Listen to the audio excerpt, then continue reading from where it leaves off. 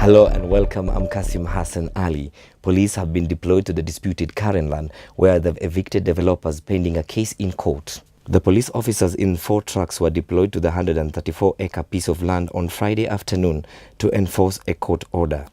Langata Deputy Police Chief Mwangi Kuria says the land will be manned on a 24-hour basis until the case in court is determined. One of the people who were on the site and allegedly owns a plot in the land told Capital Newsbeat that they intend to seek a legal measure for failure to be served with the order. Leaders of the opposition Coalition for Reforms and Democracy Code have sensationally named top government officials and MPs as beneficiaries of the illegal allocation of the prime land valued at 8 billion shillings. Businessman Dagama Ross, who is represented by lawyer Cecil Miller, is laying claim to the land. The order says that I should remove everybody who was making in the construction here, and I have done so. And I have wanted them not to come back until the case is heard and decided before court. So they are away, and I have deployed officers to take guard here on 24-hour basis. Yes. Like here now, you can see we have already invested our money. In building the perimeter wall? Yeah. Like how much? Almost $1 million. So what's the next course of action now that this has happened? Legal action. We'll sue them. You intend to go to court? We'll sue them. How soon will it be? Very soon. Our lawyers are working on that. We'll sue them.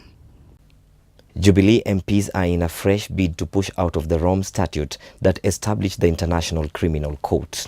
Tetu MP Ndungu Githinji, who spoke at a public forum, says the court's recent summoning of President Uhuru Kenyatta is proof that it has no respect for the African Union, which forms a majority of its membership. Githinji, who is also the chair of the National Assembly Defense and Foreign Affairs Committee, says they will receive the previous attempt to pull out so as to safeguard Kenya's sovereignty. Gatundu South Member of Parliament Moses Kuria, who spoke at the same forum, also supported the position, saying Kenya should have quit the Rome Statute long time ago. The forum themed "Is Kenya on Trial at the ICC" brought together MPs from both sides of political divide, lawyers, activists as well as bloggers. Suba MP John Mbadi has however said the Jubilee government should instead focus on bringing justice to victims.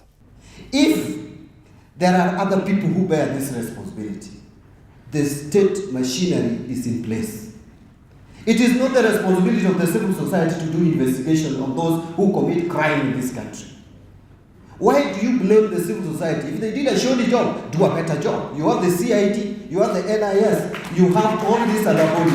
Do it. We want to see people going to court charged of committing a crime. His Excellency President Museveni of Uganda came out very clearly in his statement to the world, saying that the African Union in its resolution in October last year made the resolution that no African president or sitting head of state or anybody who is able to act in that capacity should be tried in any foreign court in the world. Now that is a statement by the African Union in totality, who are a large constituent of the Assembly of State Parties. Now the fact that the judges or the court of the ICC saw fit to disregard the African Union in totality means that the levels of respect that are according to the African Union and Africa at large seem to be challenged. So now we must review our position as Africa and as Kenya in our participation in a court which we have complied with to the letter, and try to bring other nations into participation with the ICC. Retired Judge Justice Ben Aluta has been awarded 850 million shillings by High Court in damages for illegal acquisition of his land by the government.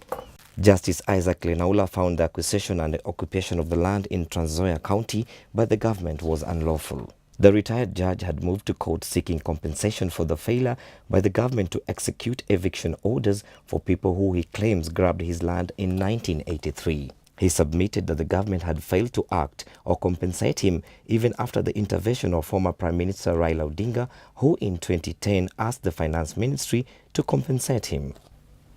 And in business, the cost of electricity is expected to go down by up to 30% by end of this month and up to 50% by early next year. This follows the commissioning of the largest geothermal power plant in Africa, Olkaria 4 in Naivasha, which will add 140 megawatts of power to the national grid. Speaking during the event, President Uhuru Kenyatta said the new developments will help bring down the cost of living, which has been the major cry by a majority Kenyans.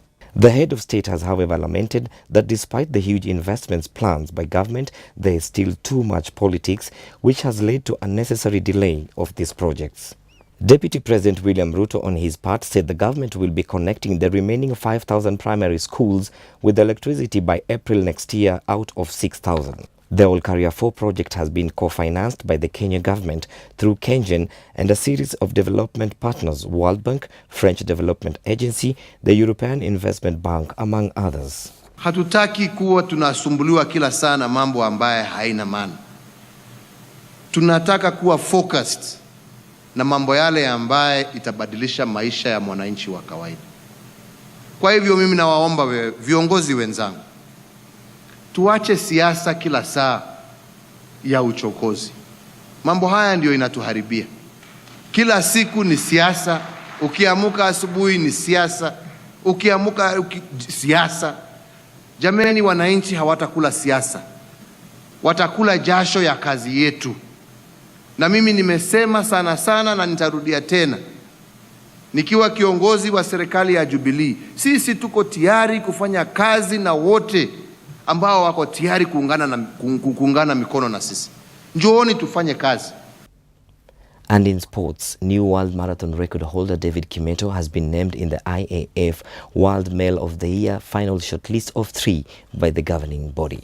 The 30-year-old ran to the astonishing 2 hours 2 minutes 57 seconds victory at Berlin Marathon on September 28th to shatter the previous record set at the same course by Volare Sports stablemate Wilson Kipsang by a whooping 26 seconds.